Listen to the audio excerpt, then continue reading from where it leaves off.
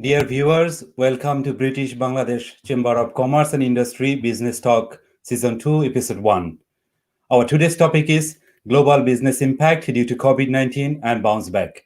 We are pleased to have our distinguished guest panel, Mr. Bashir Ahmed, President, British Bangladesh Chamber of Commerce and Industry, and Mary Martin, Director, Global Business Network, British Chamber of Commerce, Mr. Shafquat Haider, Director, Federation of Bangladesh Chambers of Commerce and Industries, BBCCI, and Mr. Ifty Islam, Chairman, Asian Tiger Capital, and former CEO, CityGroup London.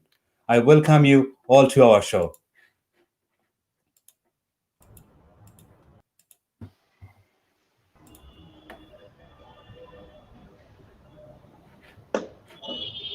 Hello? Yes, I can see everyone. Thank you very much. Also, I would like to welcome the viewers once again who are watching now and will watch later. Please forward your questions, suggestions, or thoughts by a comment section if you have any. You are watching this video on BBCCI and Immigrant Channel Facebook page and YouTube channel. Please like and share when possible. Before we start our discussion, I would like to inform you with deep sadness, we have lost our two important colleagues, Mr. ATM Ohid Sadgaji and Mr. Fakul Islam, along with the beloved mothers of our DG Saidur Rahman Renu and Finance Director Munir Ahmed. May Allah grant them Jannat. On behalf of BBCCI, I would like to remember them with deep respect and our heartfelt condolences to their families and friends.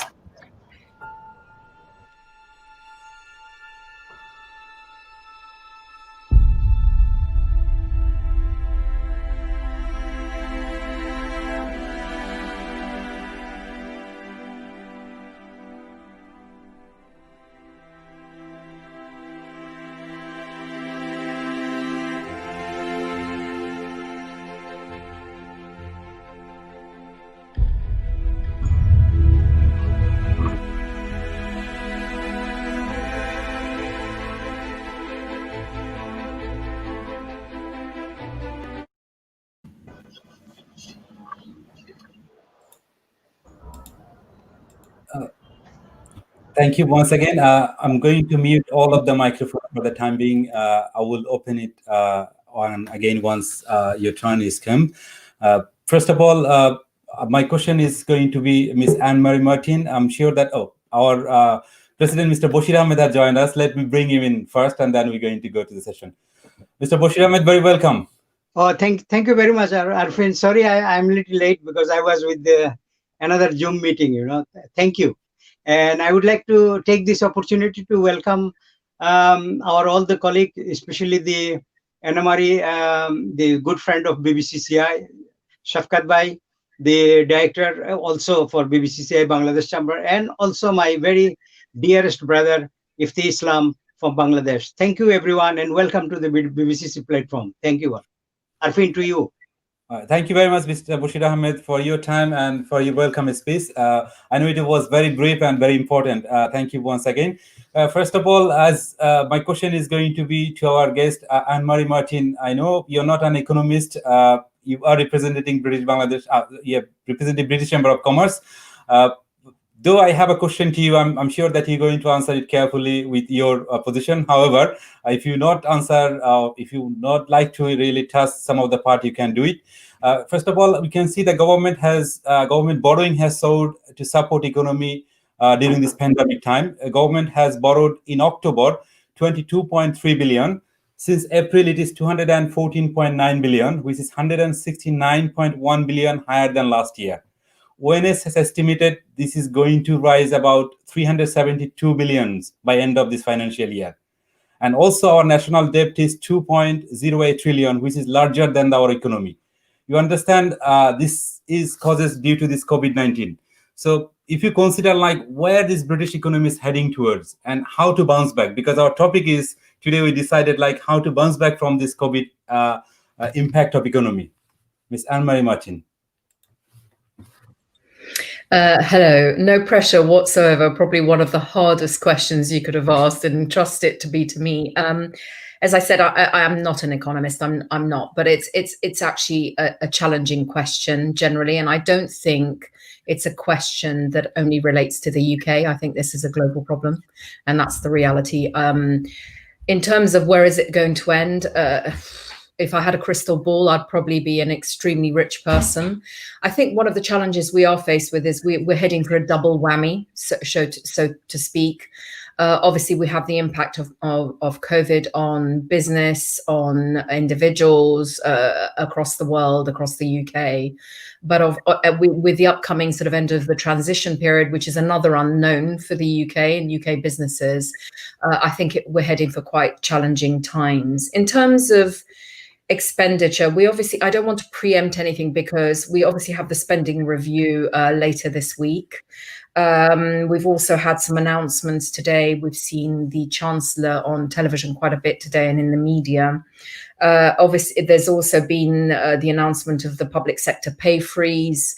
There are some exemptions. I think what the Chancellor has been quite clear about today is that there is no plan in terms of heading for austerity again. But having said that, it's all about investment into the future. At the moment, we're in response mode. We're in crisis response mode, and we have to continue to spend in order to help companies stay afloat and survive. How we end up paying it back, I would imagine it's probably going to be through tax hikes. But it's a great unknown, isn't it? No, that's true, because the rising tax in this situation is going to be suicidal, because the business are not going to stand on their feet by next 12 months. So that is going to be another important aspect. I'm sure that British Chamber of Commerce can influence government on that, because there are hundred thousands of businesses are focusing on this. Thank you very much for your initial comment. I would like to invite Mr. Bashir Ahmed. As Anne-Marie Martin has mentioned, that the world economy is suffering, as is for everyone is on same plate. What do you think? How this world largest economies has reacted so far, and where to really overcome and the situation? How to overcome from the situation, Mr. Bashir Ahmed? Thank you, Arufin. I'm sure I have Ifty here, so he will give the rest of the analyzation, which is he is expert into that sector. But let me just touch base on few things. We all know short-term collapse in global output now underway, and seems likely that expert and institution are predicting for a long time. To scope and speed of this downturn are without modern precedent, significantly worse than any recession since the World War II. I am not quoting it. It was quoted by Jeremy Powell, the chair of U.S. Federal Reserve, beginning of the pandemic. But some general observation, if we can see the world economy, actually different countries and territories are accepted to experience divergent recovery path, and it's already happening towards the world. Government around the world may have the economic will, but some countries are missing out of the appetite, out of the appetite for the political will and its consequences to face the pandemic. As an example, if I may share with our panel and viewers, that United States, having 4% of the world population, now have been listed as a 20% of the world infected nation. The fastest, safest country in the world now, if we can see, that today is Germany. UK is the 6th largest economy in the world at number 31, and United States, the largest economy in the world at number 55. Sweden, as a small nation, they tried their best for the herd immunity with political will. Unfortunately, they failed because of, in that period, it was no scientific evidence was available. Countries all over the world need to take the balance of both economic recovery and also political consequences for implementing is very hardly. We can see both of our beloved nation like US and UK, implementation is a little bit less. It may fair to say, very luckily, so far, a country, Bangladesh, was able to achieve with both political will and the herd immunity. Maybe we can take an example from that. Thank you. I leave it to my another panels to have further analysis on those. Thank you. Thank you very much, Mr. Bashir Ahmed. I know everyone is just focusing to Mr. Ifty Islam. He was the one of the CEO of Capital, CEO of CityGroup UK, and I'm sure that he is going to be the perfect person to analyze these aspects. Mr. Ifty Islam, if you would like to add something on top of Mr. Bashir Ahmed and Anne-Marie Martin, because I have some special question, especially for the capital market to you, but that is going to be in our second space. Yeah, well, I thank you very much. Firstly, thank you, Bashir Bhai, and for organizing this, and it's a privilege to be with my fellow panelists, distinguished panelists, Anne-Marie and Shafquat Bhai. I downplay expectations by saying I think there's an expression amongst economists: you have to know what you don't know. So we don't know a lot. I know that we don't know a lot. That makes sense. The UK and indeed globally, I think that I think it's the right strategy to avoid austerity, and yes, we're seeing record levels of deficits and record debt levels all around the world, but that's probably the right response. And given the very low level of bond yields, or the very low level that bond yields we tend to enjoy, that the markets suggest that these deficits are financeable, at least for now. So I think that's likely to be the fiscal monetary trajectory is going to remain very, very loose, at least in the near term. But I would, clearly the main potential salvation or way out from this ultimately is going to be a effective vaccine. So that at least in the last few weeks, there's been very good news from all of the major vaccine manufacturers. Pfizer, BioNTech, Moderna, and even Oxford AstraZeneca, they're all coming back with very encouraging results. So that's definitely a source of encouragement, even as we're facing a second wave in the UK, in Europe, in the US, even in Bangladesh.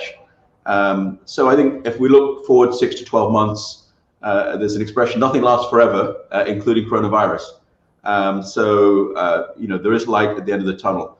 But I would also, my other observation would be that there's we're about to see a new US president from January the 20th, and I think you're going to see a lot of changes. I think that the expression I would say is that we should try and build it back better. So we should, I think, in the UK, in Bangladesh, and in many economies in the world, even with a vaccine, there will be structural changes to the global economy, which will be here for some time. I think that one of the major structural changes we've seen is the acceleration in the dominance of the large technology companies globally. So technology is already, or the fourth industrial revolution, technology has already been disrupting economies around the world even before the COVID crisis, but that's now been accelerated. So I think the first thing, my sort of humble advice or suggestion for businesses in the UK, or British Bangladesh businesses in the UK, or businesses in Bangladesh, is to actually embrace, amidst all this crisis and difficulties, embrace the structural changes and opportunities. So I think reinventing and looking, I'd say creating lots of new digital entrepreneurs in Bangladesh and in the UK. So companies are in e-commerce and other areas are looking at these new digital opportunities. And then also, I think we also need to have a more inclusive growth trajectory. So in the UK, I would say, obviously this is a British Bangladesh discussion, but I would say that I took part in a discussion last week held by the Foreign Office and the UK Foreign Office between the UK and Bangladesh. And one of the things that I was emphasizing was that a country like Bangladesh is going to be a critical part of the UK's post-Brexit strategy. So the UK needs to look beyond its traditional EU target base and look at new booming economies in Asia. And similarly, Bangladesh will have new opportunities with countries like the UK. So I think that, yes, there's a lot of doom and gloom right now. The UK is still in this lockdown, and maybe another lockdown in January after the Christmas break.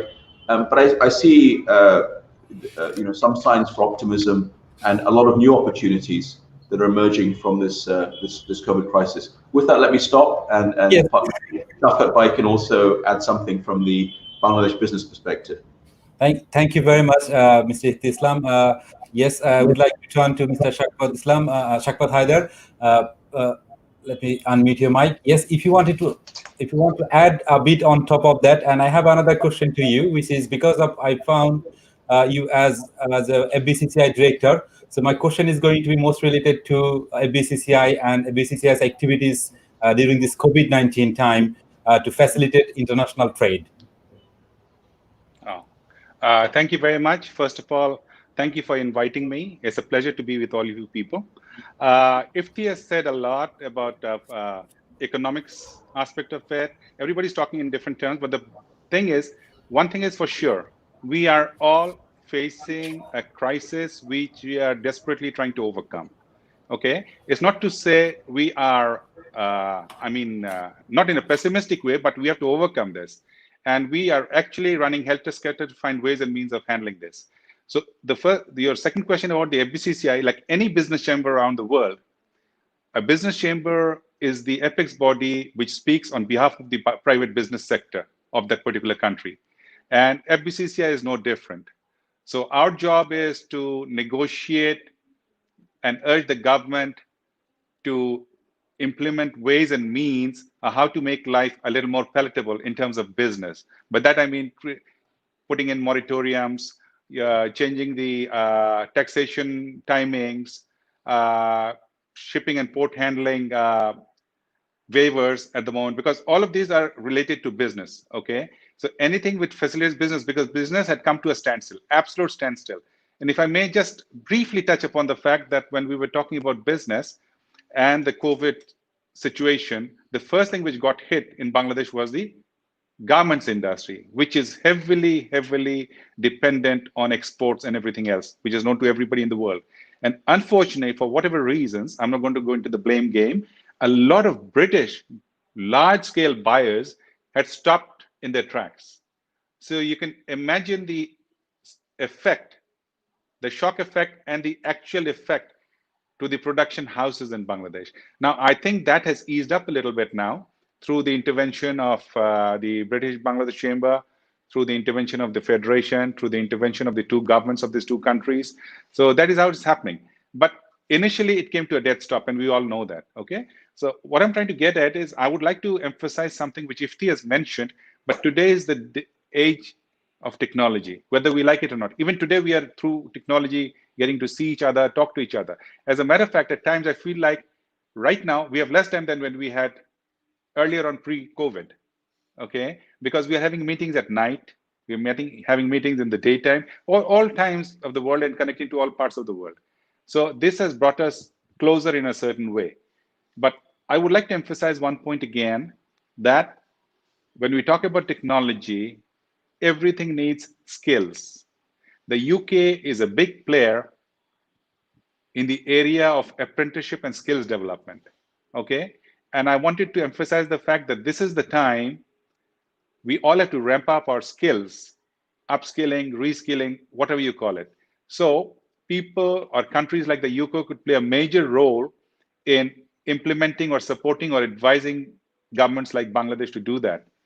The Bangladesh government already has a declared policy of National Skills Development Authority.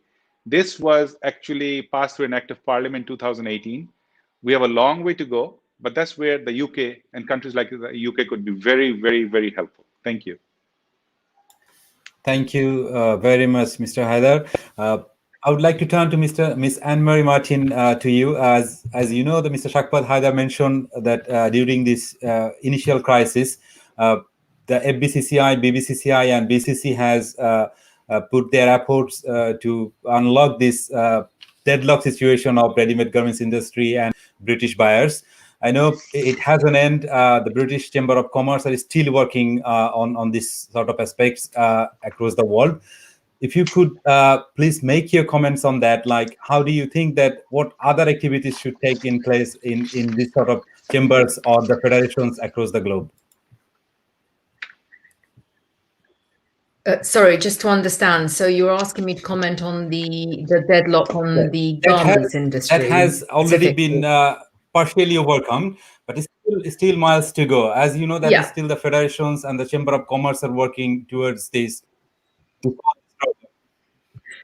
Sure, but I think at the root of all of these challenges is the impact of the crisis on the pandemic on various sectors. So it's a bit of a dominoes effect. So yes, absolutely. One of the first things that I suggested to Mr. Ahmed or advised him was that there is clearly a key role for any bilateral chamber, and that is very much about representing the interests and the challenges to government or that are faced. And I know that you've done that very successfully, which is why some of this is becoming unlocked. I'd like to pick up on a couple of points that have been made already, just because I think they're really, really important and pertinent. The whole area of technology being a disruptor, I'm a firm believer that technology is no longer a disruptor, it's an enabler. It has been accelerated, it's here in abundance, and actually has become a real enabler to recovery and growth in the future. It has also been the backbone of new products, new services that have made the business, brought greater agility and solutions for business communities. And actually, some of the other comments that have been made around skills, I think these are historic challenges. There's nothing like a pandemic to help a business community, a society, to review the way that it does something and to think about how you, I think the Build Back Better suggestion was made earlier, or the phrase, but it is about that. How do you renew the economy? How do you renew and grow the way we do business? How do you find solutions to accelerate the skills gap that was there already? And I think something like this challenge and the sort of fourth industrial revolution in terms of technology helps to accelerate the pace of that. So hopefully, yes, the UK clearly is a world leader and it can bring a lot to Bangladesh, but actually it has a lot of work to do to resolve its own skills gap challenges. I'm sure it can do that. In terms of the effects of one sector that impacts another economy because it's a supplier to, I think something going back to the garment industry, isn't it something like 93% of the imports from Bangladesh are the garment industry? Until we find a solution to support the sector within the UK, in other words, the business community getting back on its feet, it's going to be very difficult to accelerate or enhance that activity between the two countries. I think probably the future relationships will make a massive difference. And another area that I think will be worth considering is diversifying some of that export activity from Bangladesh to the UK, so that there isn't a massive over-reliance on one particular sector or one particular product. I don't have the answer to that, obviously, and I think Mr. Ahmed and others are much better placed to decide what that diversification could look like. But it's that age-old sort of phrase around putting all your eggs in one basket. I think it's really important to use this challenge as a way forward to a new opportunity by looking at diversification and a resilience in supply chains, as well as the increased skills gap that is being created by what's going on at the moment. Thank you very much. I would like to invite Mr. Bashir Ahmed. As you know that all of the mainstream high street business are cutting their jobs, especially recently the Peacock and Yagar has considered to go to an administration which is going to account for over 4,000 jobs. I'm sure that the British Bangladeshi communities is not apart from this crisis. So what do you think the British Bangladeshi communities, especially the business sector, will react on this, and how is going to have an impact on British Bangladeshis' lives? Thank you, Arfin. First of all, I would like to publicly thank Anu for her personal and the British Chamber of Commerce's support, encouragement, and staying with us side by side during the RMG crisis. And also, I fully agree with you, Anna, regarding the diversification and we are working on it. And I'm sure with the support of British Chamber of Commerce and our colleagues in Bangladesh, BCCI, and we will find other way. Regarding the unemployment, yes, you are absolutely right, Arfin, that we are also part of the society, and unemployment rate unfortunately at this moment in UK is 4.8% and rising. UK's current debt, as you have correctly mentioned, are more than its GDP, and we need to pay back to those debt in near future. Yes, we believe trade export sectors may take longer time in UK to recover as well. But as we know, then in UK, hospitality sectors, retails, SMEs are the hardest hit sectors. They are the backbone for the economy and the creating job and stimulating our economy. Airline and travel sectors are also sufferer. As you know, we all may know, the EasyJet just lost £1 billion. But British Bangladeshi businesses are still heavily dependent on hospitality sectors. Although we are observing various diversification and indication towards the other sector, is very proudly I can say now we are the second largest SME in this country and doing excellent in various sectors. We believe that's really sad for me to say that is we believe more than 30% of our hospitality sector's colleagues and our members may not survive this pandemic if the government do not come out with a long-term support plan with the capital investment, capacity build-up, and training programs via the institution like British Bangladesh Chamber of Commerce and British Chamber of Commerce and London Chamber of Commerce. I think government need to come forward with supporting these small SMEs from Bangladeshi diaspora community, and we are in touch with the government institution as well. And of course, as we all know, Bangladeshi and British economy are very resilient economy, and we are, as a Bangladeshi diaspora, we are a fighter. We will come back and bounce back and revive the economy again, inshallah. Thank you. Thank you very much, Mr. Bashir Ahmed.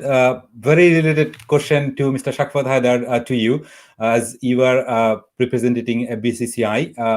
As we can see, when the world economy are shrinking a bit, which is, I think, IMF have recently focused, is about 4.4% shrink is will be looking forward, I think, by end of this year. But I can see the Bangladesh GDP has raised a bit, and sometimes some cases it surpassed the neighbor country like India. So what are the secrets, like what sort of activities you have done, especially BCCI and the Bangladesh government, to bring this GDP higher than some other countries when the other countries are struggling? Thank you for the question. I think it's a one with Ifty is in a better position to answer than me, but I'll make an attempt. In the sense that, as you know, for the last 7-8 years, Bangladesh has been on a very growth curve in terms of your GDP and everything. And even this pandemic, this COVID, actually put a short-term block, but then again, we seem to be evening out.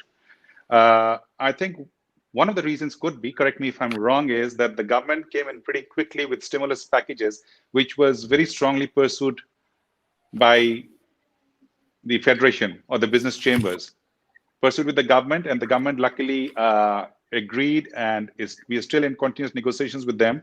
And the government has so far given a stimulus package of something like $12.1 billion, which is something like 3.7% of the GDP announced by the government of Bangladesh.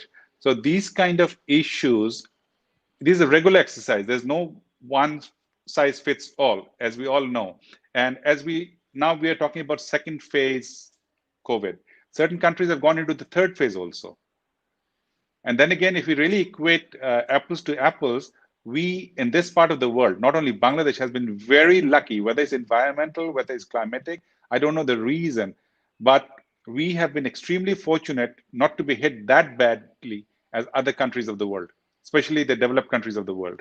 Now, that could be something, how would I put it, a blessing from God. Someone up there is looking at us.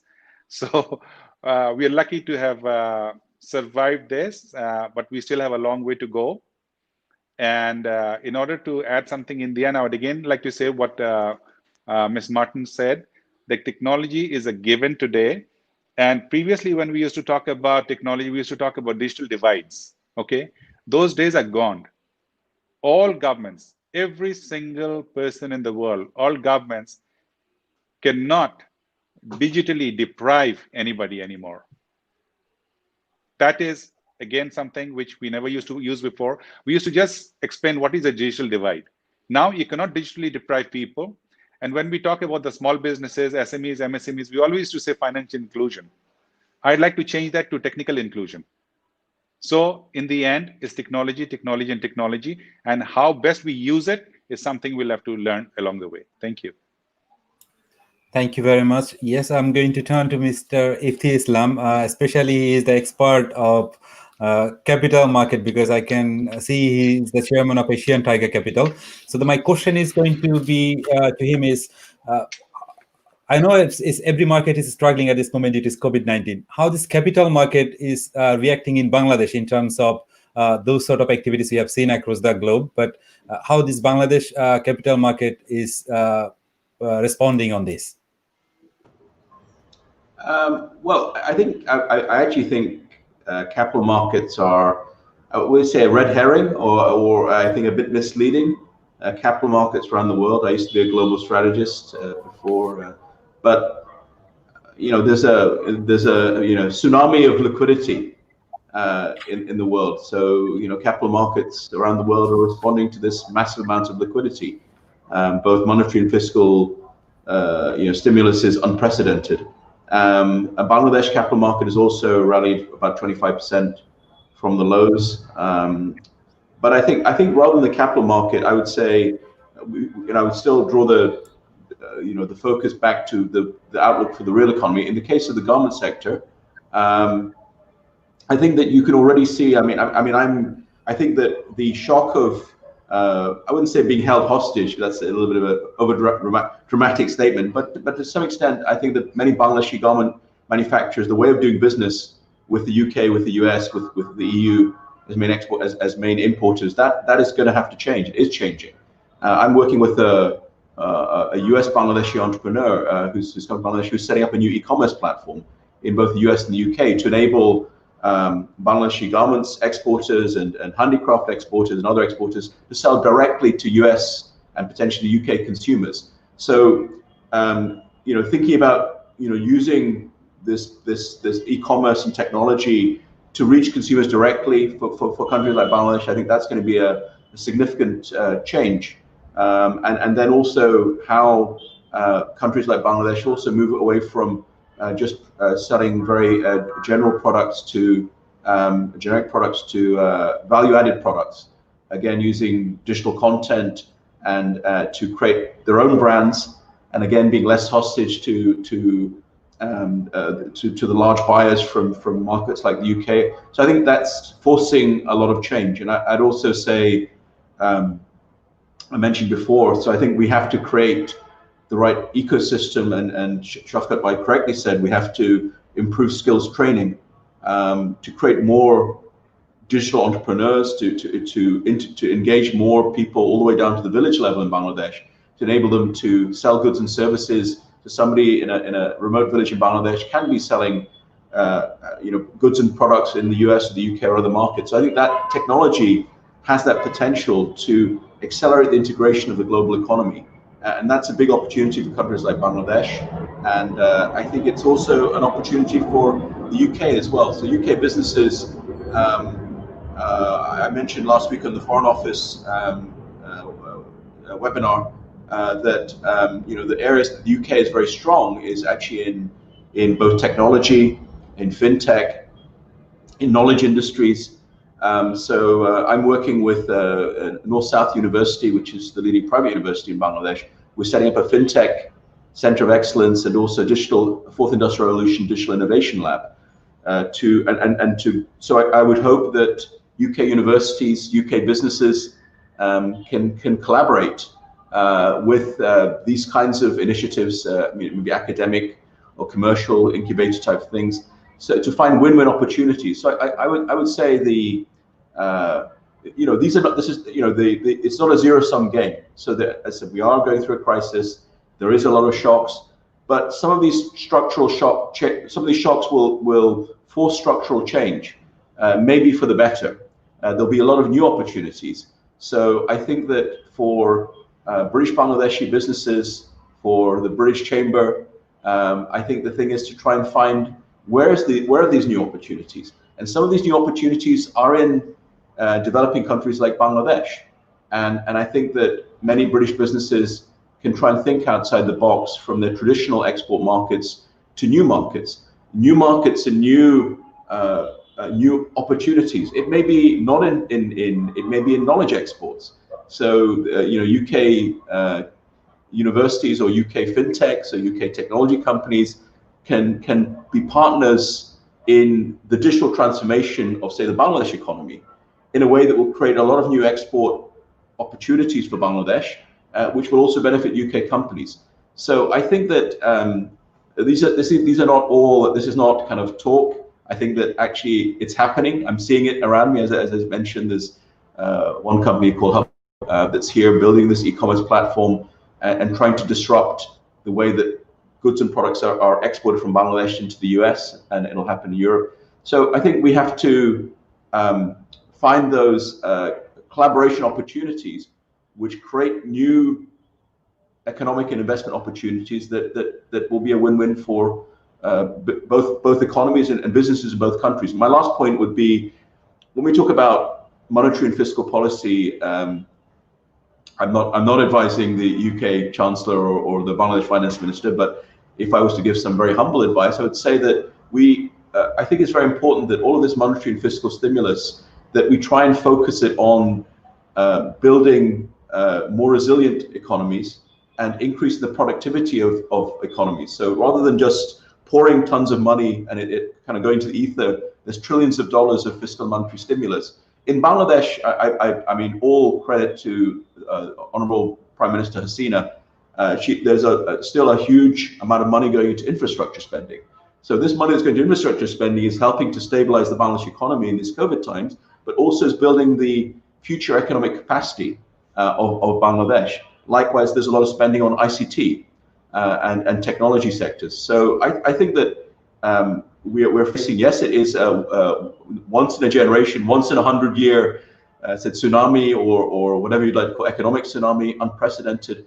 But I think that there are new opportunities, and we have to work that much harder to try and find them. So with that, let me hand it back to you, Arifin.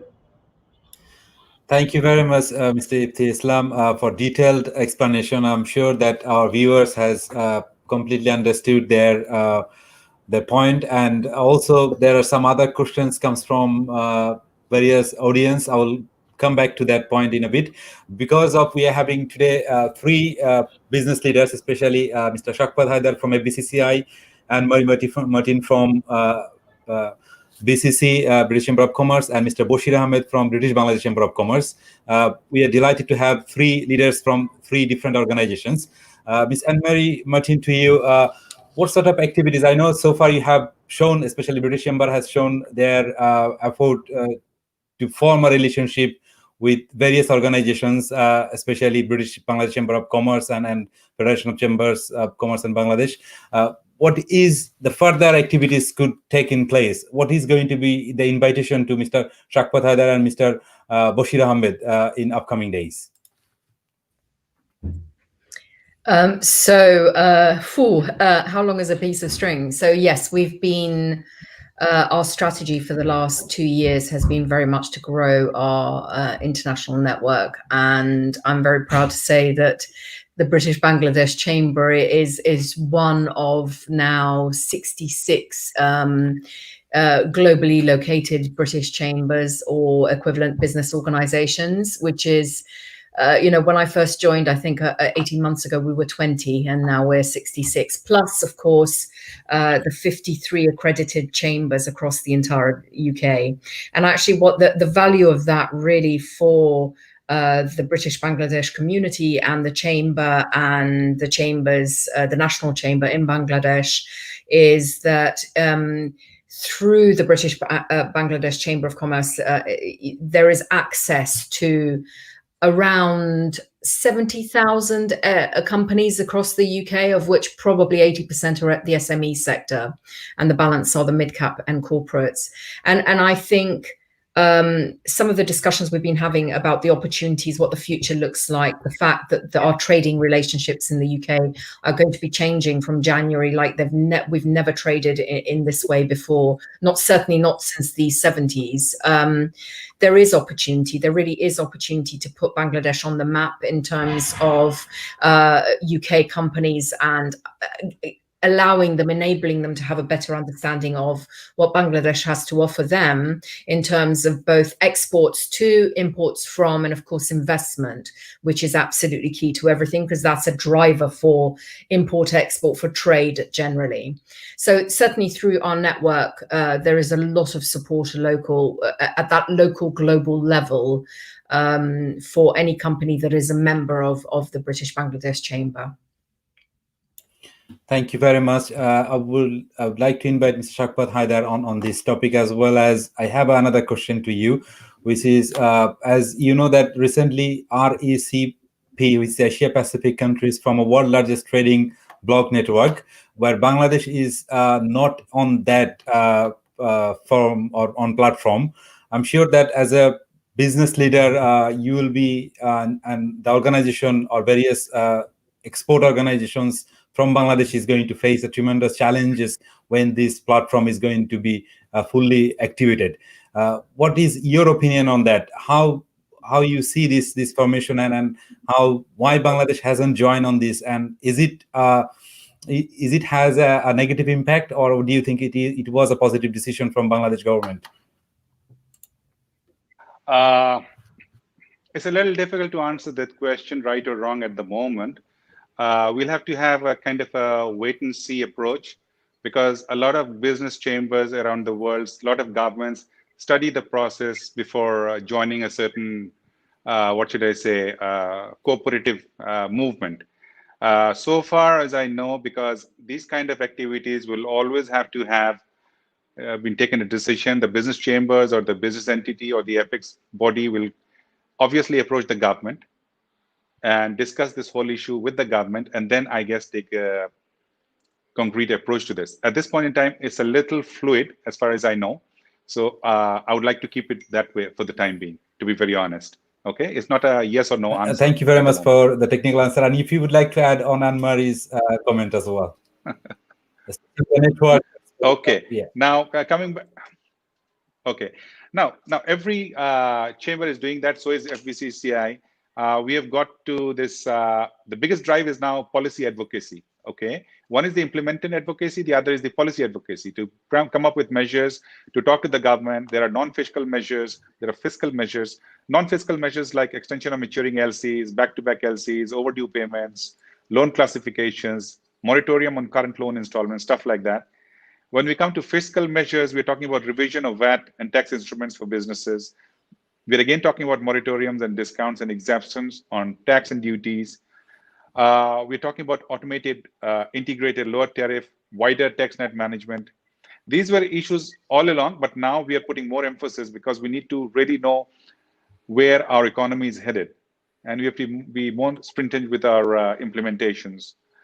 We are also talking about reduction of income tax, corporate tax, and stuff like that. And if you're talking about additional measures, I would like to say we're talking about an adoption of a national strategy for supply chain security.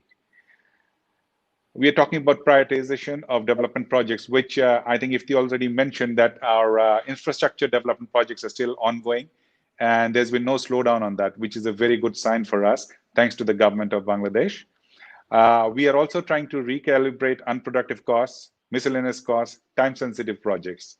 So in short, I've touched on each of these items briefly, and we now need to be more precise in our judgment on these issues. Thank you. Thank you very much. My final question to Mr. Ifty Islam. I know this is a bit more focused on Bangladesh aspects. In Bangladesh, there is a word called rin khilafi, which is probably a defaulter. And loan defaulters. Defaulters, yes. In that case, I know this COVID-19 is going to be another further excuses for those defaulters to escape from the financial market crisis, or what do you think? What is the advice for the businesses, investors, and the government of Bangladesh? Okay, well, that's a very politically charged question. He says with a lot of British understatement. Well, I think that NPL, non-performing loan risk, was very high in Bangladesh even before COVID. Most likely, it's going to be even higher given the economic shock that we've seen. So I think that I think the government and the finance ministry and the central bank all recognize that it's very important to have a stable financial system. Financial system instability is not good for any economy longer term. So I think that the government in Bangladesh is taking certain measures, but much like avoiding austerity, suddenly imposing aggressive banking sector reforms at this moment when economic outlook is so uncertain, it's probably unwise. But certainly long term, I think that we need to improve governance in our banking sector to avoid this buildup of NPLs, and probably find some aggregate bad loan bank to deal with all these bad loans.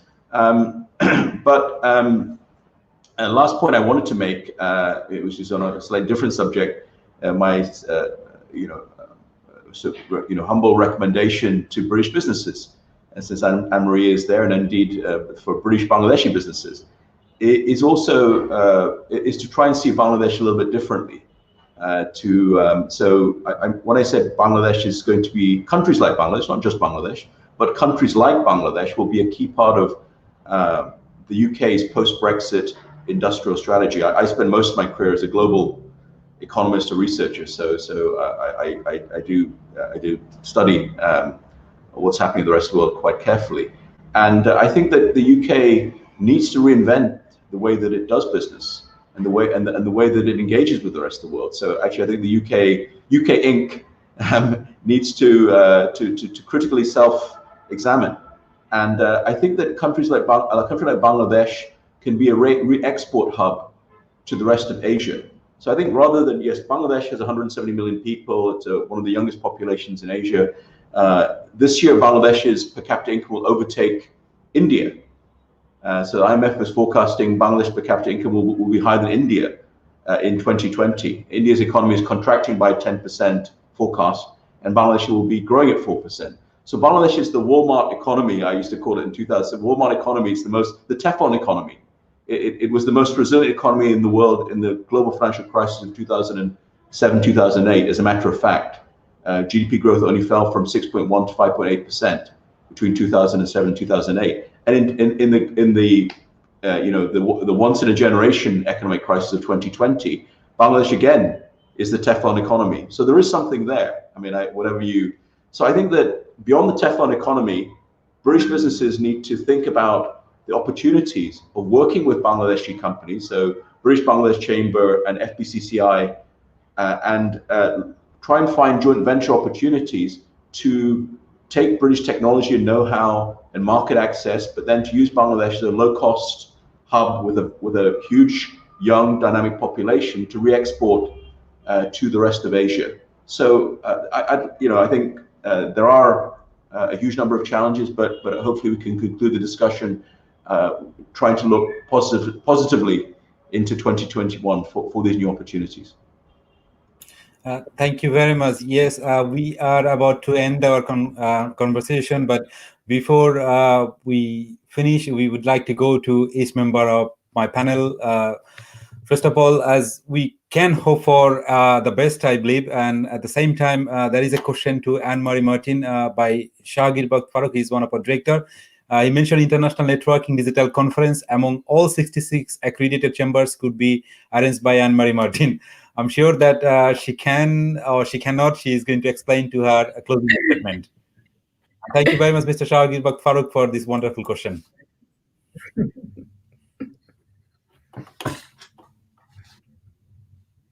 Yes, Miss Anne-Marie Martin. Yeah. Oh, sorry. My apologies. I didn't know if you'd muted me. No. Do not commit me to organising anything. What I can do is act as a supporter. I can help the chamber to connect to the right chambers. I think what Ifty just said was absolutely right. There is a real opportunity now for reinvention on all sides. There is a real opportunity to raise the awareness and knowledge of what Bangladesh has to offer. I think that's what's so important. And through the chamber network, it's much, and through this connectivity that we have now in this digital space, it's easier to do that now more than ever. So use that opportunity. That doesn't mean I'm going to be organizing a conference, Mr. Ahmed. Wonderful. Thank you very much for your time. Now I should like to Mr. Shafquat Haider, to you for your closing statement, as well as if you would like to add on top of discussions. Just two things. Thank you very much once again. I would strongly encourage these kinds of discussions to continue, because this should not be a one-off case and then we forget it for the next 6 months. The way things are going, the more we talk and the more we look for solutions, that would be the way to go. That is now of utmost importance. And the other thing is that everybody has said it, I'll just add it once more, that Bangladesh has to be part of the global value chain. How you put it together, separate issue, but we must be part of the global value chain. We are in many ways, like the garments industry, but there should be more products to be in the system. Yeah. Thank you. Thank you very much once again. Mr. Ifty Islam, your closing statement, and if you'd like to add on that matter as well. Yeah, I think I would definitely concur with everything that Anne-Marie and Shafquat have said. That digital connectivity, there are so many negative things that have happened in 2020, but being more digitally connected is definitely one of the positives. But I actually wanted to conclude with something, back to the UK. So I think that British Bangladesh Chamber and British Chamber have a very important role to play in helping Bangladeshi SMEs, British Bangladeshi SMEs, excuse me, and British Bangladeshi businesses to help reinvent themselves. I mean, this is a time of unprecedented crisis, but rather than just talk in the abstract about all these opportunities, I would also again, I would like to see the British government, creating funding to help create 1,000 or 10,000 new digital entrepreneurs amongst the British Bangladeshi community. So there may be people, I mean, Bashir said maybe 30% of restaurants may not be able to survive. But the people who run those restaurants, they have to survive. And so how can we, rather than them surviving, how can we help them become digital entrepreneurs? How can they find brand new opportunities in this dramatically changing digital economy? And I think that it's a separate discussion, but I'd like to see, I think the British Chamber, the British Bangladesh Chamber should be engaging with the British government to give targeted funding and institutional support to create this new generation of digital entrepreneurs that can emerge from the COVID crisis. With that, let me pass it back to Arifin. Thank you very much, Mr. Ifty Islam. I'm going to turn to Mr. Bashir Ahmed. I'm sure that he has very quiet for a while, and he was listening to all our honorable panels, and I'm sure that he is going to contribute more a bit at this moment.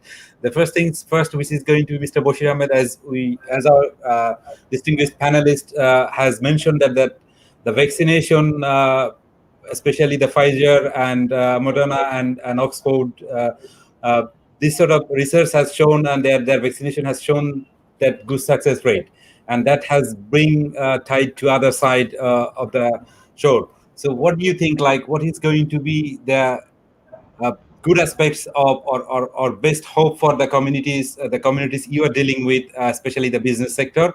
And at the same time, if you could please give your closing statement to conclude our session. Thank you. Thank you, Arfin. Before I go to our last hope of vaccines, that we can see the lights and the end of the tunnel, I would like to just mention two things. As you mentioned, your question was to Ifty about the loan defaulting in Bangladesh. I think is a little bit obliged to inform the viewer. The Bangladesh do not have culture of bailout policies as we used to see in European countries. Just to share with you, the Philips, Netherlands, was bankrupt 13 times, and government bail out it. But sometimes business fails, and of course the intentional defaulters should be brought to justice. But sometimes business fail, and we should not see those defaultees as a negative aspect. And this is just to share my experience and information with you. And secondly, the trade deficit. We have a huge trade deficit with UK and Bangladesh, and I like to take this opportunity to for Shafquat Bhai to consider it. The British, as Anna Marie very delicately said, the trade is the most important issues at this moment for both of our nation. If we can consider it that we can buy more British product, and the trade deficit will be also reduced. So that will be win-win for everyone. So I think that that would be very excellent, the opportunity for all of us to go for it. And let's see. Dear viewers and my panelists, I think we have lost Mr. Bashir Ahmed. I'm sure that he is going to come back.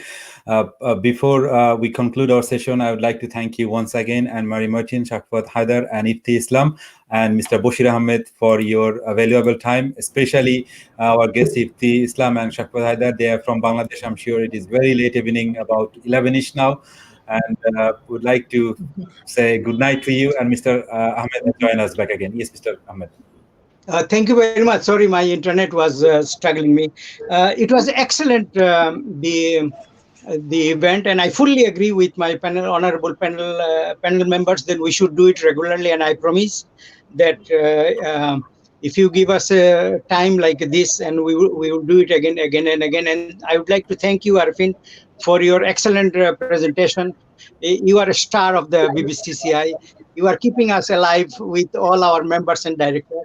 I thoroughly enjoyed this conversation, and I would like to thank you all on behalf of my board of directors again. Thank you. Thank you very much. Thank you very much. You're Good night. Thank you. Thank you. Good night to everyone. Well and done, Arfin. thank you. And I have a quick announcement to our audience. Wednesday, the 25th at 9 p.m. UK time, our second episode will be live to discuss on the presentation of the preparation of the Tier 2 in our community when EU free movement ends at the end of December 2021.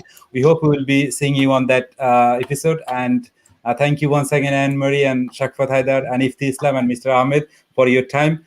Good night. Good night. Thank you.